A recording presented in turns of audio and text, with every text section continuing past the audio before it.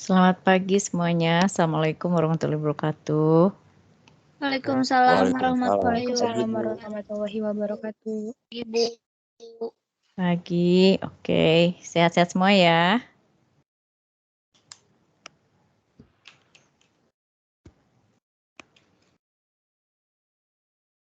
Oke, mohon maaf saya baru sempat share materinya pagi ini. Kita akan lanjutkan. Ada 2 teori lagi yang akan kita bahas hari ini, ya. Teori interagresi dan teori postmodernisme. Jadi total ada sekitar 6 teori dengan 2 teori yang akan kita sajikan hari ini. Dan hari ini mengakhiri, insya Allah mengakhiri sajian tentang teori. Minggu depan tidak ada materi baru yang akan saya sajikan karena itu adalah minggu terakhir menjelang ujian tengah semester. Jadi minggu depan saya akan share soal ujian, termasuk menjelaskan mekanisme mengerjakan soal tersebut dan link untuk mengumpulkannya, ya. Oke, saya belum cek lagi tugas ya, tapi kalau sudah siap Anda bisa kumpulkan tugasnya di link MS Team, ya. Oke, seperti biasa sebelum kita mulai materi hari ini, mungkin ada yang mau ditanyakan dulu oleh Anda berkaitan dengan materi yang kita sudah bahas minggu lalu. 2 teori yaitu teori interaksionisme simbolik dengan teori fenomenologi. Silahkan kalau ada yang mau ditanyakan dulu ya Anda. Atau mau tanya teori yang sebelumnya juga boleh. Kalau misalnya mau tanya teori fungsionalisme struktural dengan teori konflik, ya. Jadi silahkan 4 teori yang sudah saya sajikan. Kalau ada yang mau ditanyakan boleh, Anda bisa tanyakan sebelum kita mulai perkuliahan pada pagi ini yang akan membahas teori integrasi dan teori postmodernisme. Silahkan. Kalau ada yang mau ditanyakan, kalau tidak mau tanya tugas juga boleh, atau mau konfirmasi tentang tugas juga boleh. Ada yang mau bertanya?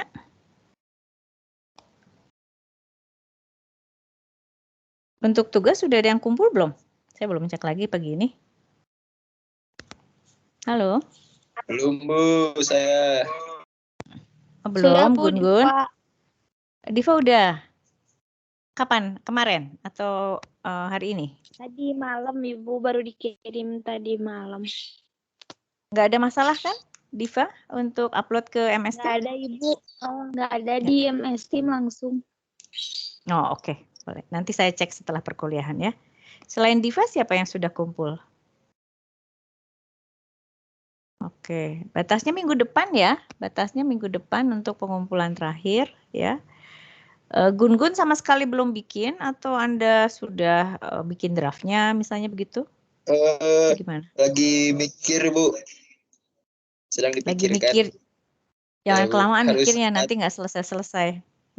Ya, Bu. Supaya nggak ribet sama tugas yang lain ya.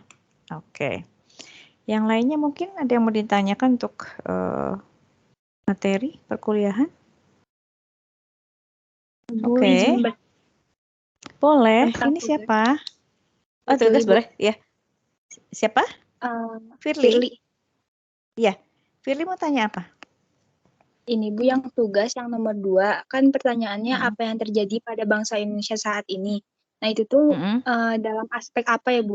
Apa semuanya? Oh, salah satu saja. Kalau misalnya ada 10 aspek, nggak usah dibilang 10-10-nya yang menurut Firly paling penting untuk diungkapkan, silahkan pilih aja di antaranya. Apakah misalnya masalah keamanan, apakah masalah ekonomi mungkin banyak ya, tapi mungkin yang lebih dominan mungkin masalah apa. Dipilih yang paling apa ya, kembali pada Anda sih pilihannya. Jadi kalau menurut Anda itu merupakan masalah prioritas ya mungkin pertimbangannya bisa seperti itu. Oke. Baik Bu, terima kasih. Sama-sama Firly. Ya. Selain Firly mungkin ada yang lain yang mau tanya, boleh tentang tugas, boleh tentang materi perkuliahan minggu lalu dan 2 minggu yang 2 minggu sebelumnya, ya. Oke. Kalau tidak ada, saya akan mulai saja perkuliahan pagi hari ini. Saya izin menayangkan slide dan nanti selama penayangan slide saya izin untuk off cam ya supaya bisa lebih optimal.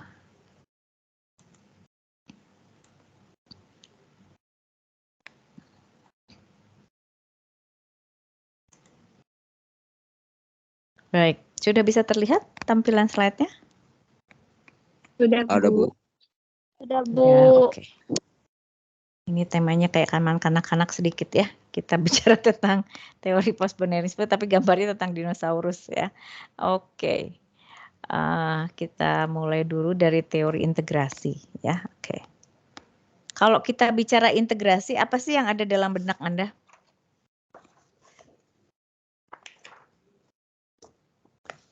Apa yang Anda bisa definisikan atau apa yang Anda bisa jelaskan pada saya kalau Anda ditanya apa sih yang dimaksud dengan integrasi? Apa yang terpikirkan oleh Anda?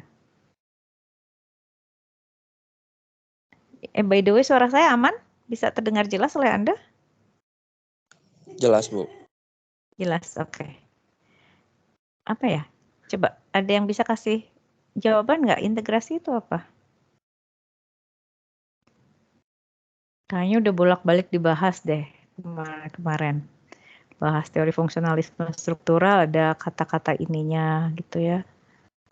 Bahas teori yang minggu lalu juga ada kayaknya yang berkaitan dengan ini. Apa sih yang dimaksud dengan integrasi? Pembauran, Bu. Bu. Pembauran. Ini siapa yang kasih jawaban? Gun-Gun? Gun. Oke. Pembauran. Ya. Halo, ya? Ya, Bu. Barusan yang bilang izin siapa? Gun-Gun bukan? Ian, Bu. Enggak, Bu, bukan. Oh, bukan. Pembauran apa maksudnya, Gun? Kalau bisa lebih spesifik lagi mungkin jawabannya. Jadi biar ini, Bu, gitu gimana ya bilangnya tuh? Gimana?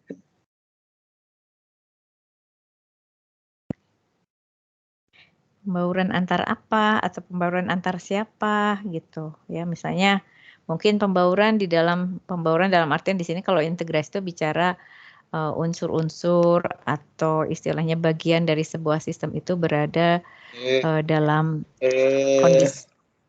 kondisi seperti apa? Coba. Buat ini, Bu, menyatukan komponen-komponen yang lebih kecil gitu, Bu, dalam satu sistem.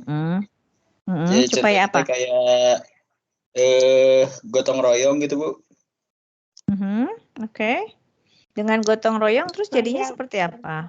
Jadinya kan jadi bersatu tuh, Bu. Apa? Itulah gitu, Bu. Itunya. Nanti kalau disuruh jawab soal ujian jangan gitu. Gun-Gun nggak jelas Bu, jadinya enggak, Bu, nanti gitu ya. Ya, oke. Belajar, Bu. Makasih. Ya, Gun-Gun. Tadi ada suara perempuan yang muncul, siapa yang mau kasih pendapat? Enggak, silahkan. Bu, penyesuaian kalau kata Diva, Bu. Penyesuaian menjadi satu kesatuan gitu, Bu. Oh, oke. Bisa kasih contoh nggak, Diva? Contohnya seperti apa?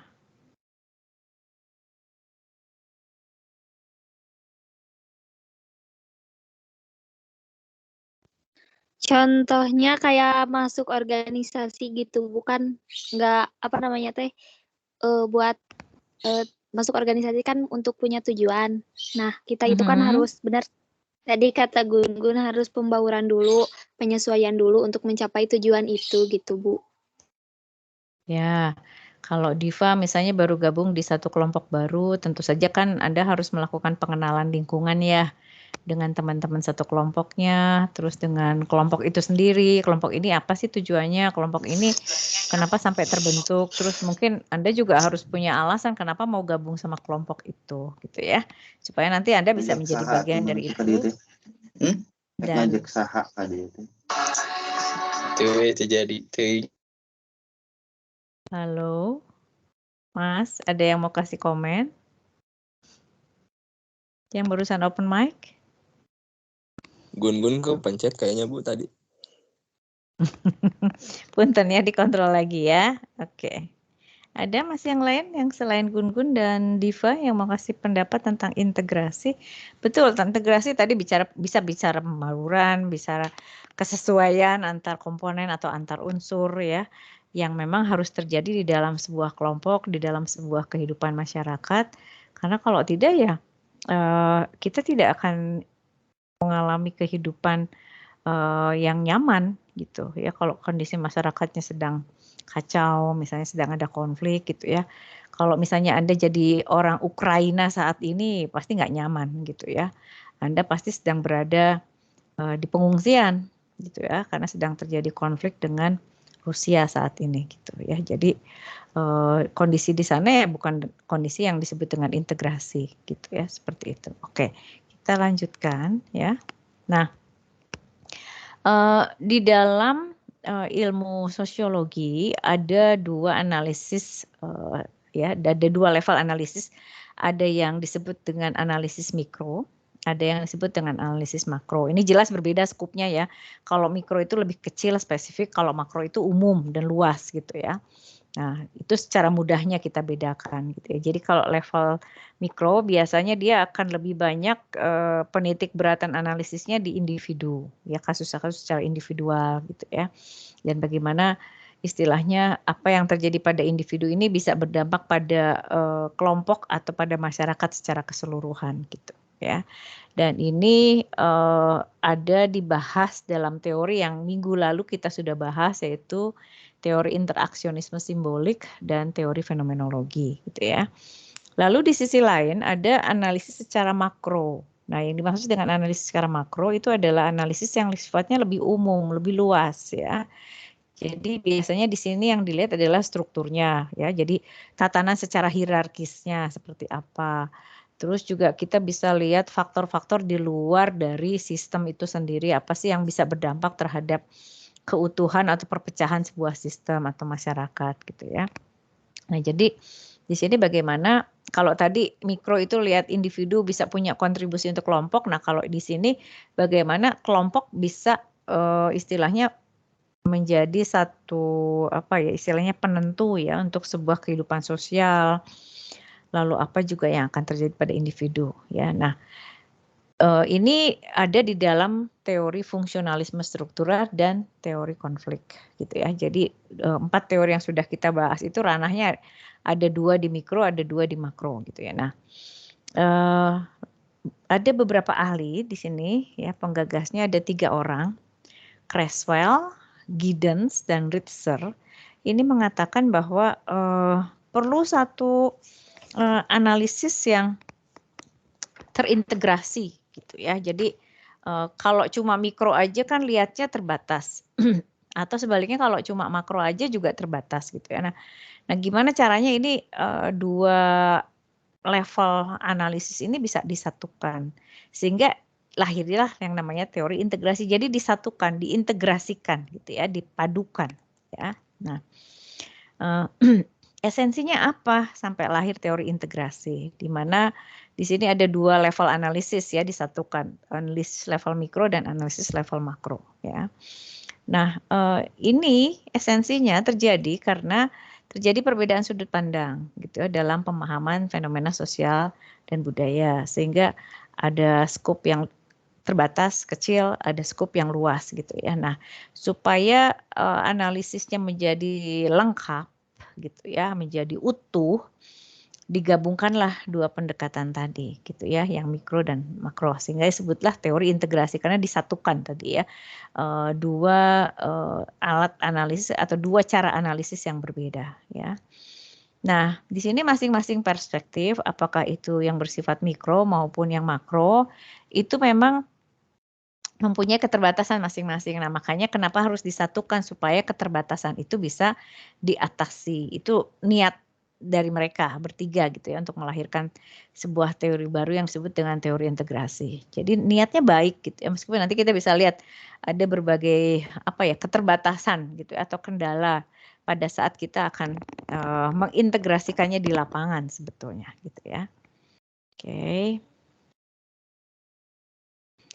Nah, jadi menurut mereka, baik Creswell, Giddens, dan Ritzer tadi berpendapat bahwa mereka menginginkan adanya sudut pandang secara ganda atau terintegrasi antara tadi dua level, mikro dan makro, gitu ya. Sehingga tidak tidak berat sebelah. Jadi kita tidak hanya menghasilkan analisis yang levelnya terbatas saja, atau sebaliknya kita hanya menghasilkan analisis yang sangat luas saja, tapi dua-duanya bisa dihadirkan, gitu ya. Jadi sifatnya pemahamannya nanti yang diperoleh itu bersifat lebih utuh, ya, tidak parsial, gitu ya. Nah, tentu saja di dalam kenyataannya ya tidak semudah yang dibayangkan. Gitu. Nah, kita coba lihat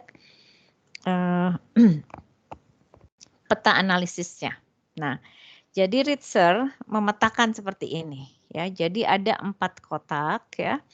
4 kotak itu berasal dari skup, makro, mikro, lalu juga tendensi kita menganalisisnya secara objektif atau subjektif, gitu ya. Lalu disatukan, ya.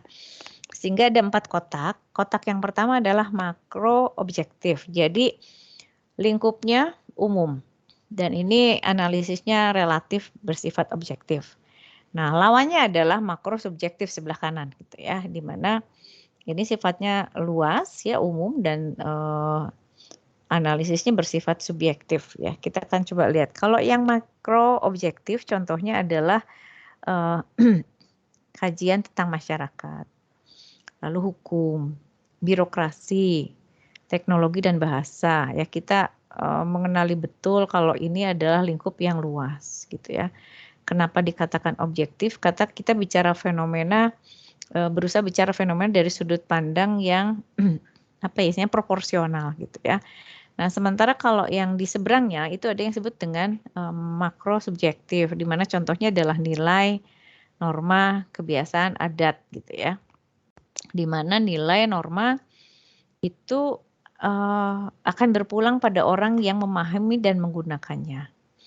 Nah, bisa jadi mungkin menurut saya ini nilainya betul atau normanya betul, tapi menurut Anda belum tentu betul, karena bisa jadi pedoman yang digunakannya berbeda, gitu ya.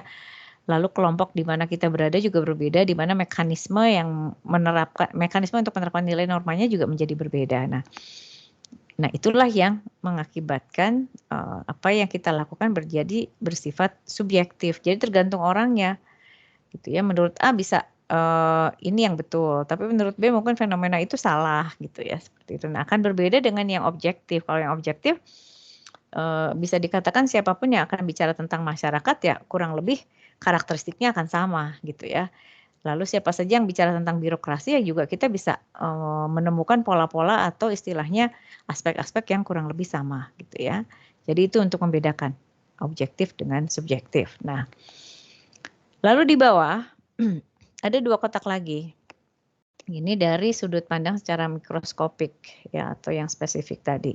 Nah, ini dibagi 2 juga. Sebelah kiri ada yang objektif, sebelah kanan ada yang subjektif, gitu ya. Nah, untuk yang objektif ini bicara tentang perilaku, tindakan, dan interaksi yang bisa jadi mungkin kita bicara hal yang secara umum kita pahami bersama, kita tahu itu, gitu ya. Lalu kalau bicara mikro subjektif, kita bicara persepsi. Kalau udah bicara persepsi itu sangat subjektif, karena persepsi saya dengan persepsi Anda bisa jadi berbeda, gitu ya, atau antar Anda juga bisa jadi berbeda, gitu ya. Lalu bicara keyakinan, bicara sudut pandang secara sosial atau konstruksi sosial.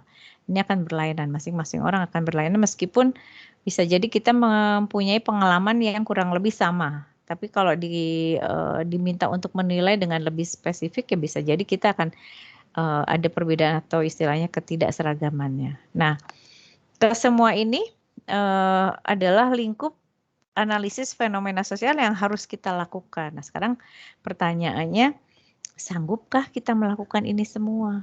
Ada 4 konsentrasi loh di sini. 1, 2, 3, dan 4. Makro objektif, makro subjektif, lalu ada mikro objektif dan mikro subjektif. Kalau saya sih pertanyaan mudahnya begini, mau riset berapa lama? Untuk 1 kotak saja bisa jadi risetnya tidak sebentar. Apalagi kalau kotaknya ada 4, gitu ya. Nah, ini banyak ahli yang mengkritisi teori ini. Teori ini dianggap terlampau idealis, gitu ya. Oke lah, kita bisa menganalisis satu fenomena sosial budaya tertentu secara lengkap dari level makro, level mikro, lalu ada unsur subjektifnya, ada unsur objektifnya. Tapi tidak, dalam realitanya tidak semudah itu kita bisa lakukan ini gitu ya.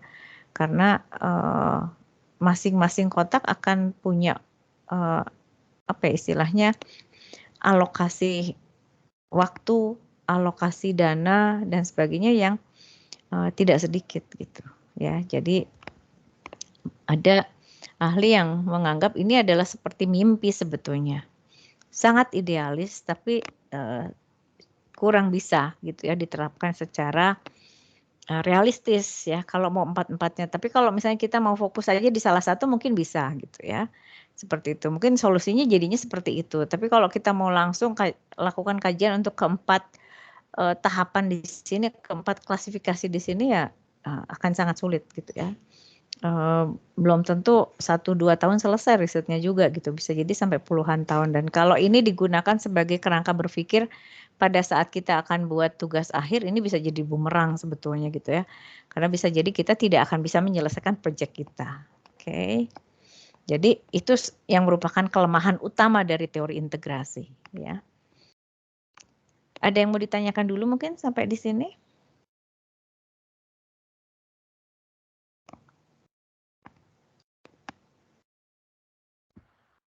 Belum ada. Belum ada, oke. Saya lanjut ya. Nah, ada 4 paradigma analisis sosial dari teori integrasi. Yang pertama adalah tadi makro, ya level makro baik subjektif maupun objektif. Ini ada berkaitan dengan penjelasan tentang fakta sosial dan ini menjadi kelebihan ya atau kekuatan dari teori fungsionalisme struktural dan teori konflik gitu ya. Sementara kalau untuk tingkatan mikro apakah subjektif atau objektif, nah itu bisa lingkupnya sekitar definisi sosial, perilaku sosial, ada teori interaksionisme simbolik di sini, teori fenomenologi, termasuk juga kalau untuk bicara perilaku sosial ada teori behavior sosiologi ya, jadi tentang perilaku secara sosiologis, lalu ada exchange teori, teori pertukaran gitu ya. Dan idealnya memang yang di kanan adalah paradigma yang terpadu, tapi ya kembali sih istilahnya dengan menggunakan banyak pisau analisa ya dijamin kita juga tidak akan mudah melakukannya gitu ya. Oke. Nah, sementara di sisi lain itu kan pendapatnya Ritzer ya. Creswell mencoba menghadirkan mekanisme lewat metode penelitian. Jadi kalau Anda mengenal pernah dengar ya ada 2 metode penelitian dalam ilmu sosial yaitu metode penelitian kuantitatif dan ada metode penelitian kualitatif. Nah, yang kuantitatif ini biasanya bicara tentang penelitian yang diadopsi dari ilmu pasti. Jadi kita bicara hitungan, kita bicara kepastian yang relatif kita bisa ukur gitu ya seperti itu. Nah, itu ada di ranah kuantitatif di mana penelitiannya bisa berupa survei, bisa berupa eksperimen atau percobaan gitu ya.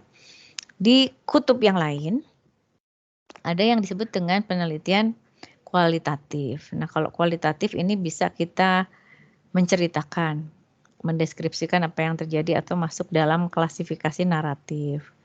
Lalu bisa bicara tentang sebuah fenomena atau kenyataan sosial tertentu, masuknya di fenomenologi. Lalu ada etnografi. Etnografi itu adalah graf itu tulisan, etno itu kelompok etnis. Jadi tulisan tentang kelompok etnis. Jadi biasanya ini bicara tentang satu kelompok etnis tertentu dan ini dikupas ya, istilahnya unsur kebudayaannya seperti apa gitu. Ya, itu etnografi. Lalu ada grounded theory. Grounded theory ini adalah proses penelitian di mana kita mengidentifikasi banyak hal ya untuk bisa melahirkan sebuah teori atau memberikan kontribusi terhadap teori yang sudah eksis selama ini gitu ya. Dan yang terakhir yang biasanya banyak dipakai oleh mahasiswa adalah studi kasus atau case study. Nah, kita juga mengenal ada istilah mixed method gitu ya. Mixed method itu adalah kita menggabungkan 2 metode sekaligus, ada metode kuantitatifnya, ada metode kualitatifnya gitu ya. Nah, misalnya metode kuantitatifnya ada survei, lalu kualitatifnya yang digabung misalnya bisa jadi bicara naratif, bicara tentang case study gitu ya. Jadi itu bisa digabung. Nah, Proses penggalian datanya bisa dilakukan secara bersamaan, misalnya nyebarin angkat sama wawancara sama observasi dan sebagainya, atau berurutan. Jadi mau mana duluan, apakah mau kuantitatif duluan baru ditunjang kualitatif atau sebaliknya kualitatif duluan yang ditunjang oleh kuantitatif. Nah, kalau yang ini masih make sense gitu ya, karena dalam realitanya saat ini banyak orang yang menggunakan metode riset mixed method gitu ya, karena memang dirasakan perlu, apalagi untuk karakteristik Poltek ya, politeknik seperti DSTA. Jadi bisa jadi kita perlu mengumpulkan data dari berbagai sumber, sehingga kita nggak bisa hanya pakai satu metode gitu. Bisa jadi kita harus menggabungkan dua metode itu, tapi tetap dengan syarat harus ada yang lebih dominan. Ukuran prosentasinya berapa Bu? Minimal 60-40 gitu ya. Jangan 50-50. 60-40 misalnya apa yang mau dominan? Oh ternyata di dalam penelitian saya itu akan lebih dominan saya bicara yang kuantitatifnya, baru nanti ditunjang oleh yang kualitatif, atau sebaliknya misalnya dominan kualitatif lalu nanti ada penunjang dari hasil survei. Boleh ya. Jadi kita melakukannya bisa berurutan di waktu yang sama, bisa berurutan ya, misalnya kuantitatif dulu baru kualitatif atau sebaliknya, bisa juga bersamaan. Jadi yang kualitatifnya jalan, yang kuantitatifnya jalan. Ya tentu saja itu dikembalikan pada kemampuan dari si peneliti itu sendiri. Ya seperti itu. Oke. Nah, apa yang menjadi keterbatasan dari teori integrasi? Nah, tadi yang sudah saya ungkapkan. Jadi keterbatasannya menggabungkan dua apa ya istilahnya, dua kerangka analisis itu nggak mudah gitu ya. Mungkin kalau hanya ngomong saja gampang gitu ya, mikro sama makro disatuin gitu ya. Tapi dalam realitanya nggak seperti itu. Sehingga kalaupun misalnya sampai ada yang mampu melakukan itu 100% ya, itu bisa dikatakan sebuah hasil analisis yang nyaris sempurna, meskipun akan sulit gitu. Karena bisa jadi sebuah hasil kajian tetap akan punya sejumlah keterbatasan atau kelemahan gitu ya. Oke, yang berikutnya adalah menggunakan metode ganda kualitatif dan kuantitatif dalam kajian ilmiah memerlukan kehati-hatian serta ketelitian ekstra. Betul, saya setuju banget sama ini gitu ya. Jadi kita harus pakai satu metode aja kita harus hati-hati, apalagi kalau kita pakai lebih dari satu metode gitu ya. Mangga, itu yang bisa saya jelaskan tentang teori integrasi. Mungkin ada yang mau ditanyakan dulu oleh Anda pada saya?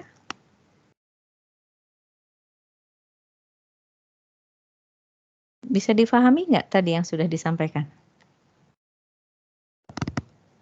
Bisa, Bu.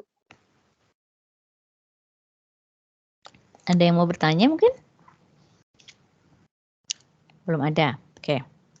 Nah, kalau tadi kita bicara teori integrasi, sekarang kita akan bicara teori postmodernisme. Jadi kalau kita bicara post ini adalah pasca era modern itu seperti apa. Nah, ada satu tayangan video yang cukup menarik ya, yang saya ingin share pada Anda ya, tentang apa ya istilahnya link elektronik ya, link elektronik yang kita bisa manfaatkan untuk keseharian kita. Nah, ini kebetulan contohnya akan berkaitan dengan bagaimana seorang ibu ya, istilahnya mungkin seperti saya yang dimudahkan dengan ada beberapa aplikasi seputar kegiatan memasak gitu ya. Jadi kita akan coba lihat dulu videonya ya.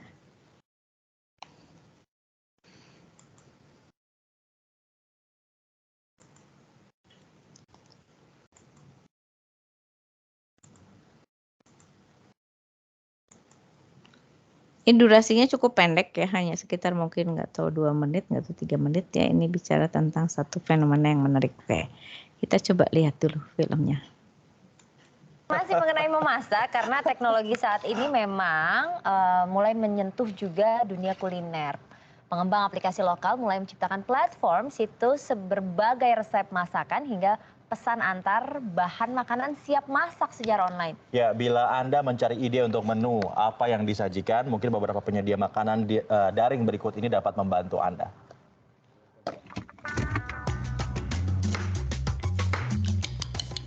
Apakah Anda suka mencari resep masakan melalui internet? Dini melakukannya setiap ingin memasak. Ia menggunakan platform resep masakan bernama Cookpad.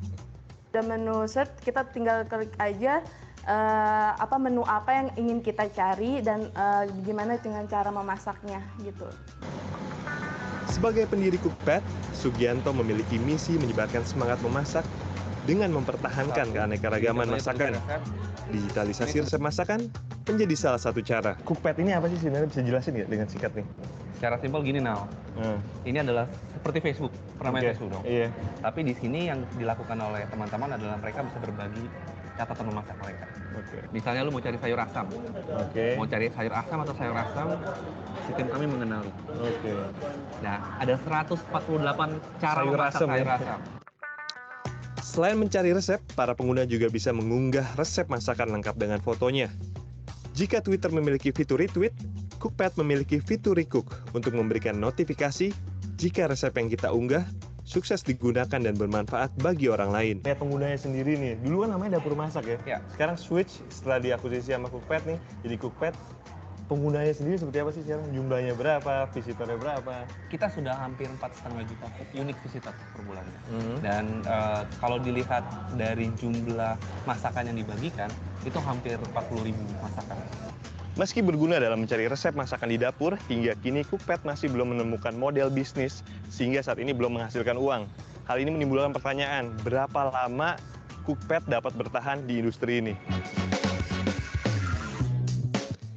Berbeda dengan Cookpad, Black Garlic menyediakan bahan makanan untuk dimasak dan dipesan secara online.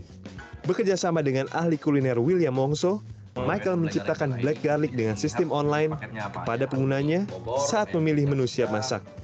Jadi dari My Box ini adalah shopping cart kita. Jadi setelah dipesan tadi bentuknya seperti kardus ini ya Mas Michael ya. Isinya apa ini?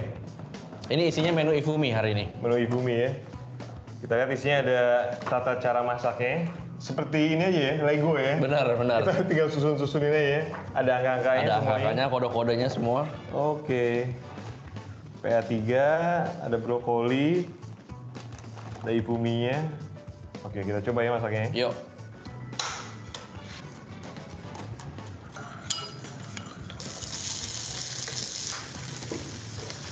Dan masukkan brokoli. Setelah kita masak tadi hampir 15 menit, ini udah jadi, seperti Anda lihat, Ifumi. Sangat simpel seperti bermain Lego, kita udah ada susunannya sendiri. Seperti memasak mie instan, malah lebih simpel ya Mas. Iya, benar. Udah jadi. Bener-bener 15 menit. Langsung jadi, siap disantap. Pakai nasi putih apa nggak sih? Nggak usah, mie aja langsung. Meski sudah berjalan, masalah kesegaran bahan makanan dan sistem logistik menjadi pekerjaan rumah bagi Black Garlic agar bisa terus berkembang. Belum lagi murahnya makanan siap saji di Jakarta membuat pengguna berpikir 2 kali untuk membuka laptop dan melakukan pemesanan. Radina Nata Prawira, Jakarta. Dan lainnya.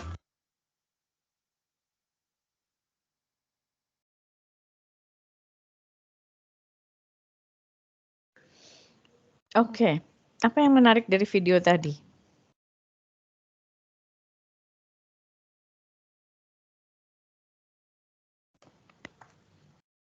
Halo. Apa yang menarik dari video tadi? Boleh, ini siapa? Ariana, Bu.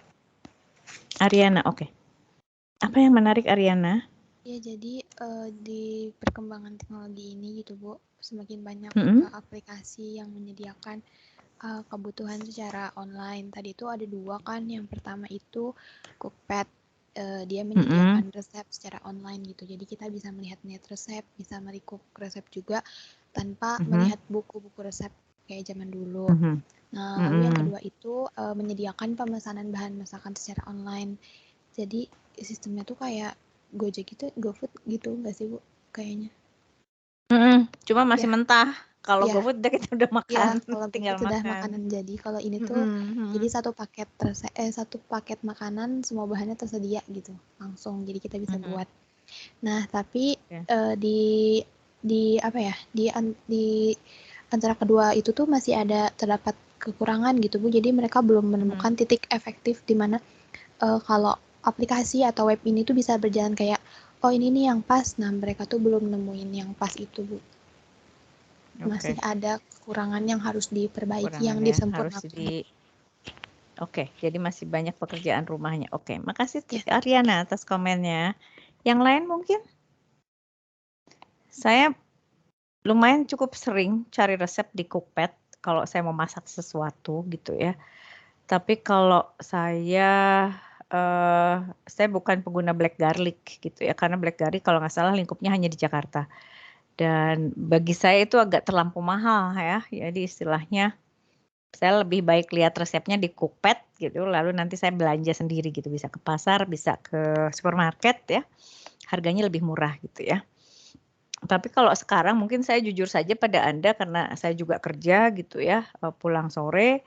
Jadi kalau misalnya saya harus sediakan makanan di rumah gitu, kalau pada saat hari kerja ya, pada saat weekdays, itu saya lebih, sayangnya di sini nggak ada tadi ya, kasusnya hanya 2 tadi, black garlic sama Cookpad. Saya pengguna aplikasi. Saya pengguna GoFood, Gojek, aplikasi Gojek. Saya pengguna yang terakhir mungkin Shopee Food yang saya baru download aplikasinya dan ternyata lumayan gitu ya. Nah, itu lebih mudah mungkin gitu ya. Kalau tadi yang Ariana katakan kalau yang black garlic, kalau Cookpad kan cuma lihat resep doang, kita masih tetap harus masak. Terus kalau yang black garlic, oke lah bahan makanannya ada, tapi kita tetap harus masak juga gitu. Jadi sekarang banyak ibu-ibu kayak saya yang mungkin bersahabat akrab dengan Shopee Food, dengan GoFood, atau dengan GrabFood ya, atau mungkin ada aplikasi lain yang saya ketahui baru 3 itu gitu ya.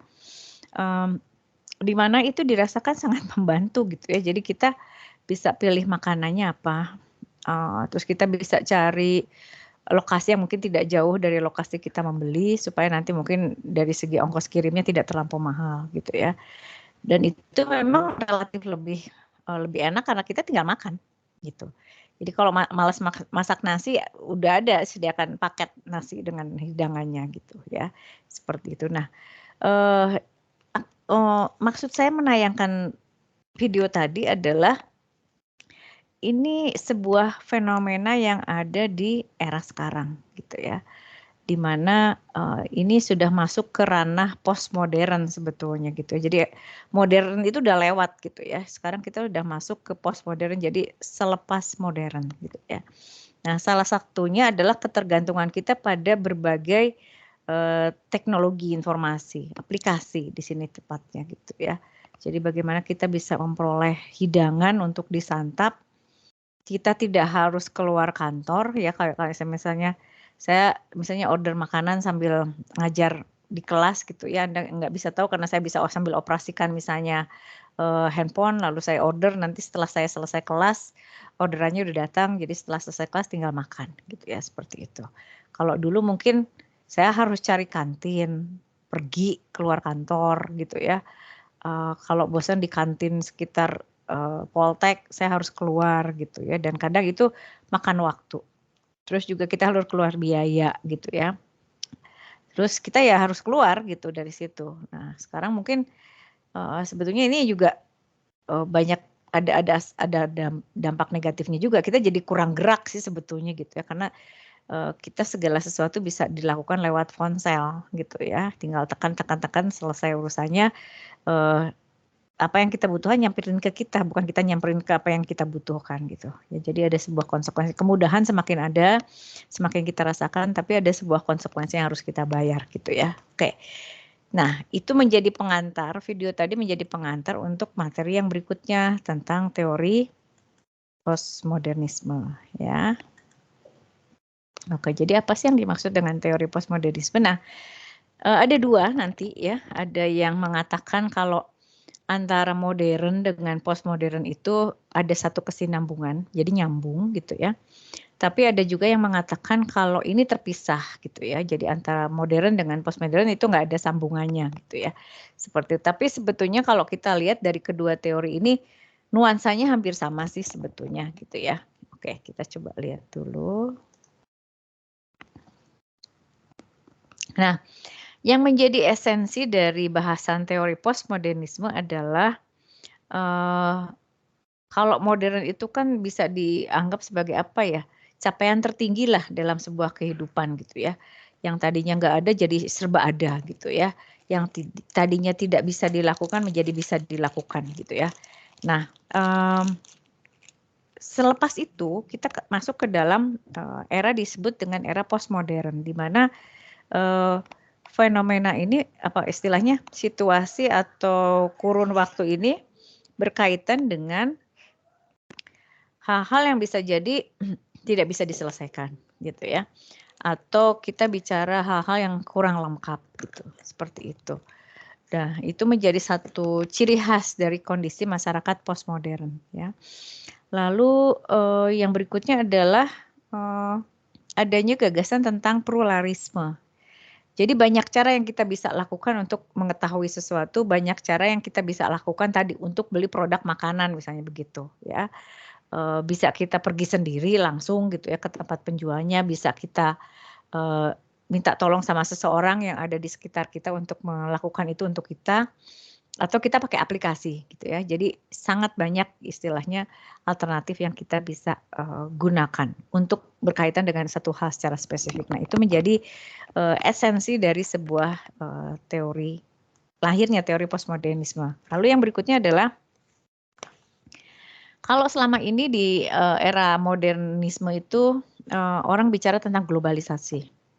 Orang bicara tentang hal-hal yang sifatnya mendunia gitu ya. Nah, postmodern itu dianggap orang sudah jenuh dengan itu. Jadi pada saat postmodern orang justru melihat apa sih yang kita bisa gali dari potensi lokal gitu ya. Jadi pola berpikirnya lebih spesifik ya. Jadi kalau tadinya makro sekarang menjadi mikro gitu ya. Jadi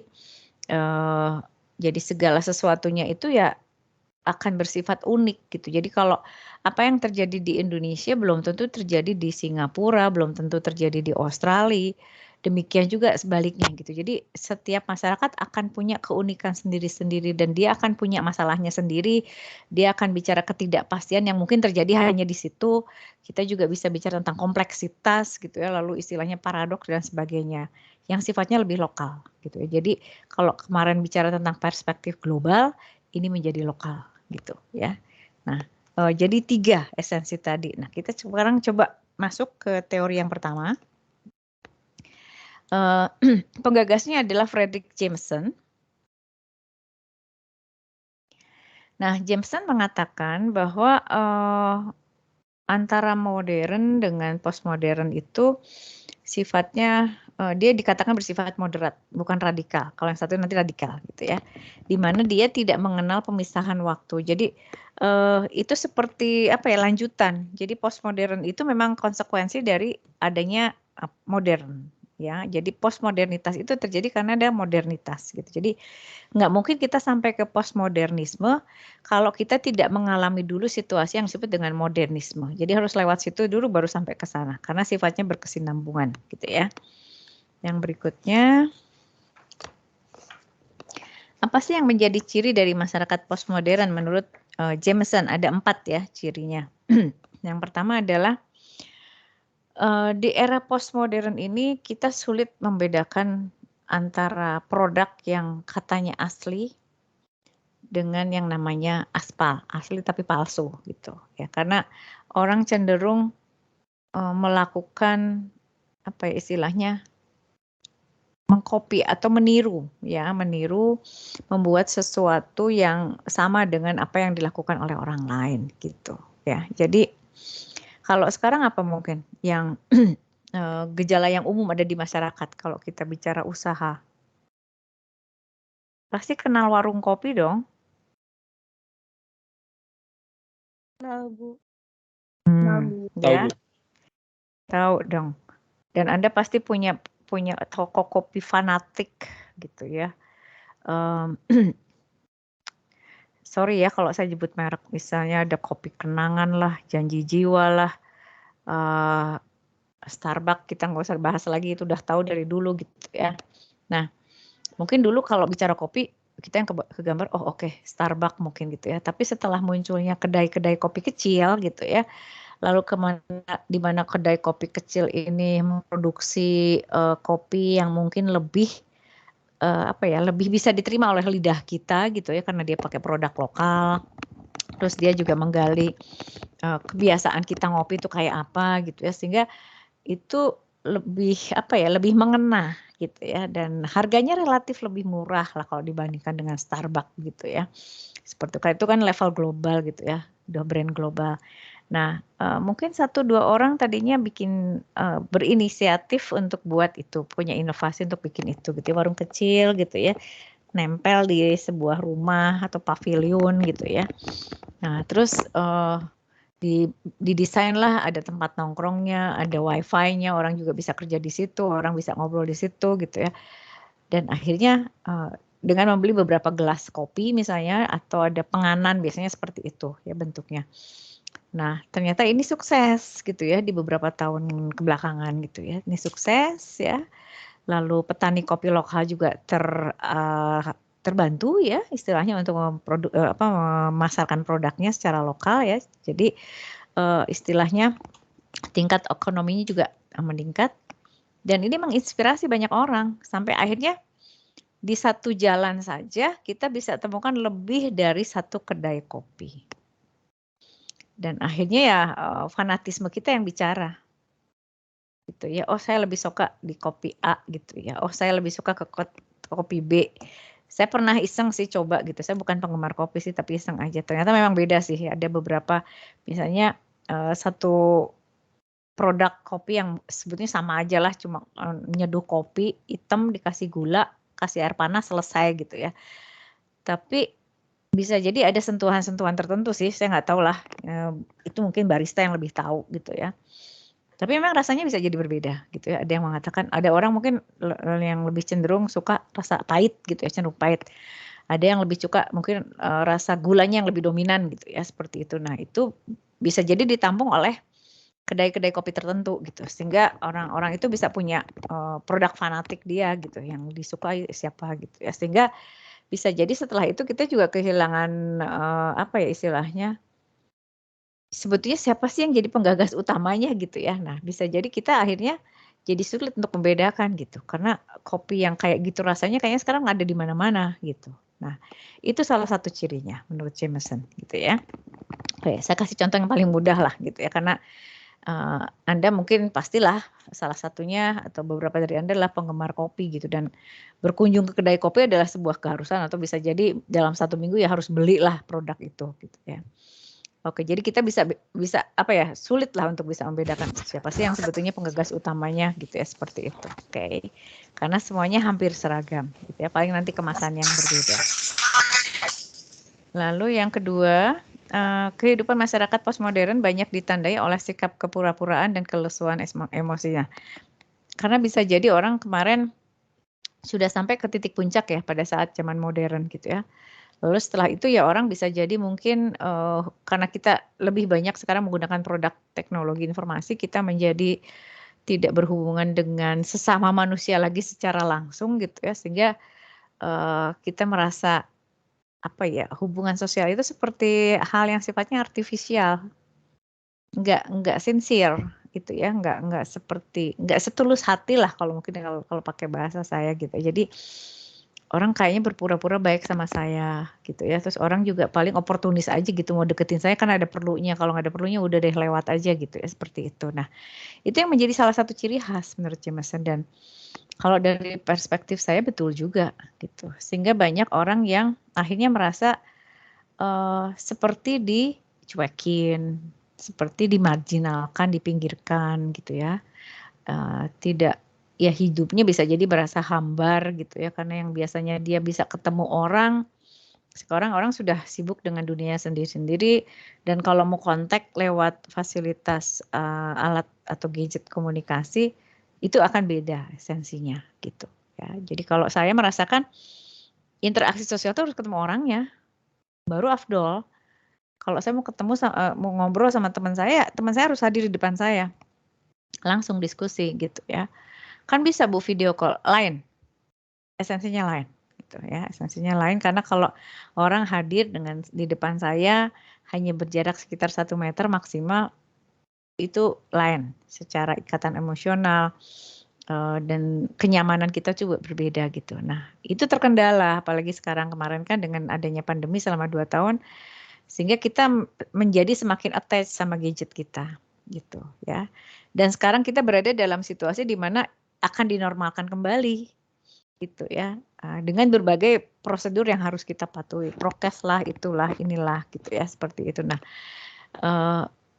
kita beradaptasi kembali sebetulnya. Tapi yang jelas di era sekarang memang kecenderungannya seperti itu. Orang seperti sibuk dengan urusannya sendiri-sendiri sehingga banyak orang yang merasa nggak ada orang yang peduli dengan dirinya gitu ya. Dan di beberapa catatan kalau di luar negeri itu kayak tingkat angka depresi, angka bunuh diri itu lumayan cukup melonjak gitu ya selama masuk di dalam postmodern ini gitu. Lalu yang ketiga, ciri khas dari masyarakat postmodern menurut Jameson, kehidupan modern itu seperti nggak peduli dengan fakta sejarah gitu ya. Jadi orang jarang bicara tentang masa lalu gitu ya. Dan bisa jadi dia nggak tahu masa lalunya seperti apa gitu ya. Jadi ini menjadi sebuah fenomena yang sebetulnya kalau berkaitan dengan sejarah bangsa dan sebagainya ya ini cukup memprihatinkan. Jadi jangan sampai kalau dari kacamata saya jangan sampai generasi muda itu sampai nggak tahu dia hidup di mana sih gitu ya. Terus sejarah dari bangsa di mana dia mengklaim sebagai salah satu warga negaranya itu seperti apa gitu ya. Itu banyak terjadi saat ini. Jadi banyak istilahnya anak-anak muda yang kalau ditanya, oh nggak tahu Bu gitu ya. Dipelajari nggak di sekolah? Iya sih, tapi mereka menganggap itu sebagai sebuah hal yang tidak atau tidak terlampau penting atau sangat tidak penting buat mereka gitu ya. Jadi generasi di era ini lebih cenderung bicara apa yang terjadi saat ini dan masa yang akan datang. Jadi kalau masa lalu udahlah dikubur aja Bu, itu masa lalu ya udah biar jadi masa lalu gitu ya. Padahal mungkin ada hal-hal tertentu yang memang sebetulnya kita bisa ambil esensinya, kita bisa apa istilahnya belajar ya dari hal-hal yang positif dan bagus di masa lalu gitu. Itu yang ketiga. Lalu yang keempat, ini ciri yang terakhir kalau menurut Jameson adalah teknologi ya. Teknologi itu menjadi teknologi reproduksi. Jadi istilahnya kita bisa melakukan hal yang mudah dengan teknologi. Kita bisa share informasi, kita bisa bahkan istilahnya kayak copy paste sebuah informasi juga bisa dilakukan gitu ya. Seperti itu. Dan itu ya karena adanya dominannya media elektronika dalam kehidupan sehari-hari. Jadi siapa sih yang nggak punya gadget telepon saat ini gitu ya. Mungkin hampir tidak ada. Kalaupun ada mungkin persentasenya sangat kecil gitu ya. Dan kita memang sudah terbiasa sekarang mau melakukan apa saja di handphone tuh sudah bisa gitu ya. Seperti kita mau transfer uang bisa gitu ya. Bahkan kalau kita mau ke ATM supaya nggak ribet keluarin kartu karena khawatir kartunya tertinggal, kita udah bisa setting dulu dari rumah gitu ya. Jadi yang nggak pakai kartu gitu. Nanti kita bisa dengan identitas itu kita tinggal tekan fasilitasnya, kita masukkan kayak nomor PIN-nya gitu ya, dan kita udah bisa melakukan transaksi seperti itu. Jadi sudah sangat luar biasa gitu ya. Nah itu yang diungkapkan dari Jameson ya. Jadi itu semua terjadi karena ada peralihan dari modern ke postmodern. Oke, nah kita akan ketemu ahli yang kedua. Jean Baudrillard ya. Jean Baudrillard ini dia punya pikiran yang radikal. Ya. Jadi menurut dia kalau tadi kan moderat ya, Jameson. Kalau Baudrillard mengatakan radikal karena di sini dia memberlakukan pemisahan gitu ya. Jadi waktu itu terpisah antara modernitas dengan postmodernitas gitu. Jadi nggak ada kaitannya kalau menurut dia. Meskipun agak aneh juga sih sebetulnya gitu. Tapi ya oke lah menurut dia demikian gitu ya. Nah, pokok pikirnya juga di sini ada 4 ya yang berkaitan dengan itu ya. Yang pertama adalah jadi ini sebenarnya hampir mirip ya dengan yang dikemukakan oleh Jameson. Jadi masyarakat masa kini didominasi oleh media, model sibernetika, pengendalian komputer, pemrosesan dan sebagainya gitu ya. Termasuk dunia hiburan dan sebagainya.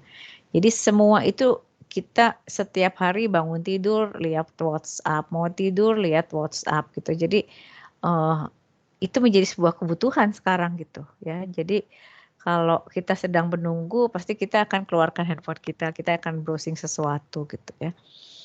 Sehingga tadi kalau kaitannya dengan Jameson, kita sudah tidak melakukan interaksi dengan orang di sebelah kita atau di depan kita atau di belakang kita, tapi kita melakukan interaksi dengan orang yang tidak ada di situ lewat gawai yang kita miliki gitu ya. Nah, itu adalah sebuah konsekuensi ya.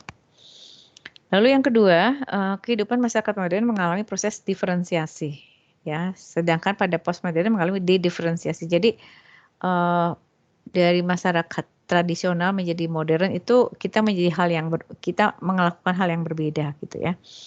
Nah, setelah masuk ke zaman postmodern gitu ya, nah itu terjadi hal yang bisa jadi kita balik lagi ke apa yang sudah kita lakukan di awal gitu ya, yang dulu pernah kita lakukan. Contohnya apa? Sekarang misalnya pengendalian penggunaan kantong kresek gitu ya. Nah, sebetulnya kantong kresek ini kan baru ditemukan sekitar abad 20-21 gitu. Sebelumnya nggak ada. Orang kalau belanja ya pakai kantong biasa gitu ya. Setelah ada plastik kita mengenal itu. Jadi kita menjadi sangat bergantung dan ini membawa konsekuensi yang tidak baik sebetulnya untuk lingkungan karena benda ini tidak bisa diurai dengan mudah, beda dengan istilahnya benda-benda yang memang mudah membusuk gitu ya, seperti itu. Nah, kita sekarang dihimbau untuk nggak pakai kresek gitu ya, tapi menggunakan mekanisme yang mungkin dulu sudah dilakukan pada zaman tradisional, yaitu kita bawa keranjang sendiri gitu ya, seperti itu. Nah, jadi itu yang dimaksud dengan dari diferensiasi menjadi de-diferensiasi gitu ya. Yang ketiga, kehidupan postmodern ditandai dengan simulasi atau manusia hidup di abad simulasi ya, jadi dunia imitasi. Jadi ini kembali kita mudah meniru gitu ya, kita mudah meniru karena sarana untuk itu terbuka lebar, ada dimanapun gitu ya. Termasuk misalnya bikin tugas, bikin paper, ya udah nggak usah mikir lah, tinggal ambil dari papernya orang lain. Itu salah satunya konsekuensi dari itu gitu ya. Jadi orang berpikir mudahnya saja gitu ya, tidak istilahnya bertanggung jawab dengan sebuah proses gitu. Oke. Yang berikutnya adalah kehidupan sosial budaya pada masa ini dilukiskan sebagai hiperrealitas, yaitu kita kadang suka terjebak gitu. Kita menganggap apa yang tersaji di media massa, media cetak, elektronik itu adalah satu kebenaran. Padahal bisa jadi bukan itu yang benar gitu. Tapi kita sudah kadang menganggap itu sebagai sebuah kebenaran. Nah, makanya ada mekanisme misalnya kita mengupload sesuatu gitu ya. Untuk menginformasikan pada follower kita misalnya kalau kita bicara di Instagram gitu ya, tentang apa yang kita lakukan gitu ya. Dan kalau Anda seorang selebgram itu penting banget gitu ya untuk bisa istilahnya kalau Anda di-endorse ya Anda harus bisa menguntungkan bagi pihak yang memberikan endorsan pada Anda gitu ya. Sehingga konten yang ada di dalam Instagram Anda itu ya istilahnya konten tentang tadi produk-produk endorsan seperti itu gitu ya, yang bisa jadi mungkin produknya belum tentu baik gitu ya, tapi orang bisa karena Anda punya follower banyak, orang bisa niru gitu. Oh, ini selebgram favorit saya aja pakai, kenapa saya nggak ikutan gitu, seperti itu ya. Jadi itu yang disebut dengan hiperrealitas gitu. Jadi tidak selalu sesuai dengan realitas yang sesungguhnya gitu. Kesannya seperti bagus, baik gitu, padahal dalam realitanya nggak seperti itu gitu ya. Jadi kita sangat banyak tertipu gitu ya kalau di dalam istilahnya Bro Dillard ya. Oke, kita sekarang lihat apa sih yang menjadi kelebihan dari teori postmodernisme. Ini ada 3 kelebihan ya. Yang pertama adalah mendorong budaya kritis sih ya. Jadi kalau dulu mungkin orang cenderung enggan untuk mengkritik kelemahan dari teori yang sudah ada gitu ya. Nah, dengan adanya zaman ini orang menjadi mudah gitu ya untuk bisa mengemukakan pendapatnya gitu kan, bahkan kadang sampai ekstrim gitu ya, karena udah kelewat batas gitu ya. Nah, ini menjadikan dinamika pemikiran kritis gitu ya tentang fenomena sosial budaya. Jadi orang suka, jadi kalau kita bicara netizen gitu ya, penduduk yang ada di internet gitu ya, seperti itu, atau sebuah network gitu ya. Itu biasanya mereka kalau kasih kritik lebih sadis daripada kalau kita bicara gitu ya. Kalau teman saya bilang, orang komunikasi, ya karena yang komunikasinya bukan mulut kita, kalau mulut bisa capek, ini kan jempol kita, bisa jadi mungkin kita salah pijit gitu ya kalau, bahasanya teman saya mengatakan seperti itu. Sehingga orang mungkin, apa ya, kadang tidak berpikir panjang gitu ya sebelum itu. Karena kita kalau mau bicara kan kita berpikir dulu kan, bener nggak seperti ini. Tapi kalau jari mungkin bisa jadi refleks gitu ya, tekan aja gitu, seperti itu ya. Oke, yang kedua adalah menolak narasi besar atau narasi makro dan menawarkan narasi lokal. Jadi ini menjadi kelebihan gitu ya. Jadi ini seperti kembali lagi ke zamannya teori interaksionisme simbolik dan fenomenologi gitu ya. Bagaimana kita fokus aja deh di lingkup yang lebih kecil, lebih spesifik gitu ya. Daripada kita ngurusi hal yang sifatnya umum, tapi akhirnya kita nggak bisa menemukan sesuatu atau memberikan kontribusi sesuatu gitu ya. Dan itu cukup relevan untuk bisa melihat atau memotret ya istilahnya fenomena sosial budaya yang sangat dinamis. Lalu yang ketiga, mendorong munculnya keterbukaan beragam interpretasi baru. Jadi diferensiasi pandangan. Tadi yang dibilang pluralisme ya, istilahnya kalau menurut Jameson. Sehingga kehidupan mampu menyajikan diferensiasi multi aspek tadi. Misalnya kalau kita bicara aplikasi terserah mau cari resepnya lewat Cookpad, mau order makanan yang mau dimasak lewat Black Garlic, atau kita pesan lewat aplikasi online seperti ShopeeFood atau GoFood, kita langsung dapat makanan jadinya gitu ya. Terserah kita mau pilihan yang mana, pilihannya banyak gitu ya, seperti itu. Itu yang menjadi kelebihan dari teori postmodern. Nah, sekarang apa yang menjadi keterbatasan atau kelemahan dari teori postmodern? Yang pertama adalah teori ini dikesankan seperti teori yang mudah istilah membongkar pasang gitu ya, membongkar pasang analisis tentang tatanan sosial gitu yang bisa jadi oh ini penting itu nggak penting, padahal sesungguhnya itu penting semua. Misalnya kita bisa menganggap sesuatu itu tidak relevan, padahal sebetulnya itu sangat relevan gitu ya. Jadi seperti itu. Lalu yang kedua, postmodernisme juga sering dinilai memiliki makna yang membingungkan, ambigu ya. Bingungkan di mana pengertiannya sangat relatif longgar. Gitu ya. Jadi karena tadi banyak bisa punya pendapat gitu ya, sehingga pendapat yang beragam tadi bisa menimbulkan tafsiran yang beragam juga gitu. Sehingga orang juga akhirnya bisa jadi bingung harus gimana ya gitu ya, apakah begini ataukah begitu gitu ya, seperti itu. Lalu di dalam analisisnya teori postmodern seringkali dianggap hanya melancarkan kritik, tidak berbasis sebuah validitas data gitu ya, sehingga dianggap kurang dalam fondasi normatifnya gitu.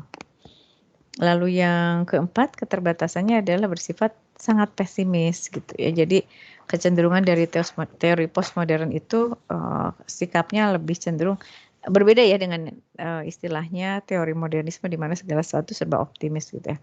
Kalau teori postmodernisme cenderung lebih ke arah pesimis gitu ya, seperti itu. Oke, kurang lebih itu yang bisa saya share pada hari ini.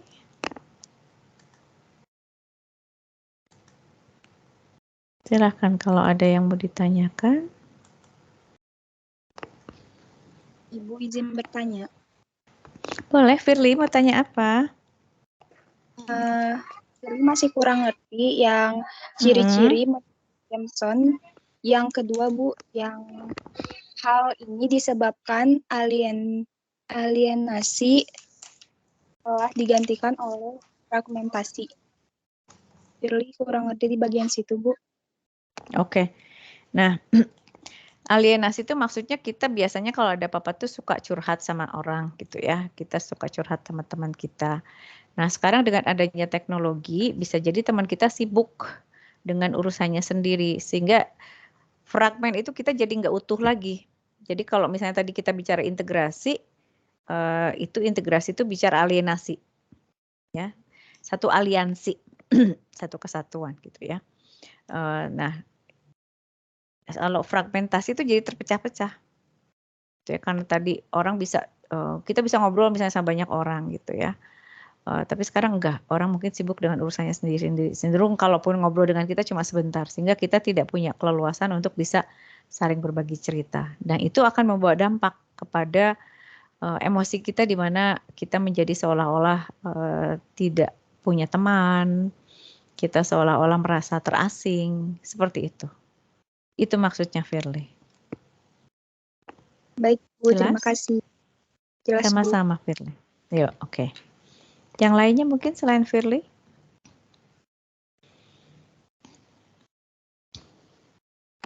Enggak, silahkan. Ada yang lain mungkin yang mau ditanyakan?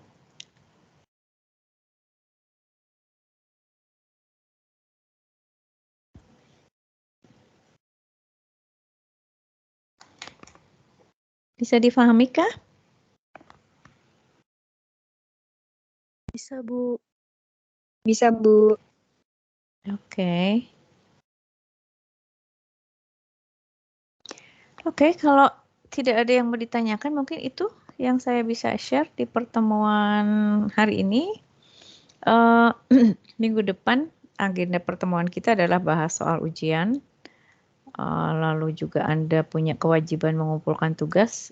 Limit waktunya minggu depan di pertemuan ke-7 ya.